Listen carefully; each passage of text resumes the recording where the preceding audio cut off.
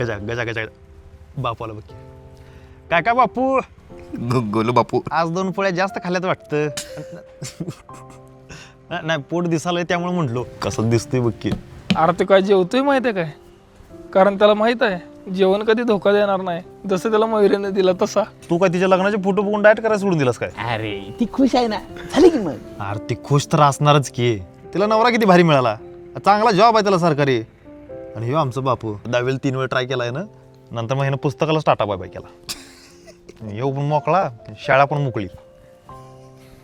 अरे गजा, एवढं सगळं बोलून पण त्याला काहीच फरक पडत ना. आपण त्याच्या शिक्षणावरनं बोललो, त्याच्या शरीरावरनं बोललो. अरे ह्याच्या ब्रेकअपच्या ह्याच्यावरती जोक मारलाय मी, तरी पण काय फरक पडत नाही, नुसतं बघून हसते लागा. तुम्हाला काय वाटलं? काय फरक पडला नसेल होय बापू? काय काय जा मरदा, म्हातारा मरदा सिरियस केला सगळे. हे माझं काय मरदा, मी तर हत्ती हत्ती. तुला माहिती आहे तू गजी आहेस, मी गजराज आहे गजराज. एक सामान्य माणूस मेला का नाही 4 कांदीगर लागतात. हां. मी मेलो तर मारतात. आपली अर्धी गल्ली पुरायची नाही. कुणाला टेन्शन देऊ नको तू. एक क्रेन बोलो, हां. असा मला पुढे टांग हां. आणि असं घेऊन झालो डुडू डुडू डुडू डुडू करत. बापू मरायचा असा मोठा ग्रँड प्लॅन केलास ना का? माणूस ग्रँड आहे म्हणल्यानंतर मग मला पण ग्रँड झालं पाहिजे.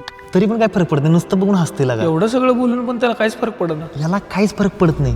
कुठल्याही गोष्टीचा फरक न पडणाऱ्या माणसावर एखाद्या गोष्टीचा लय फरक पडून गेलेला असतो. आलोच बोलून गजराज. तुला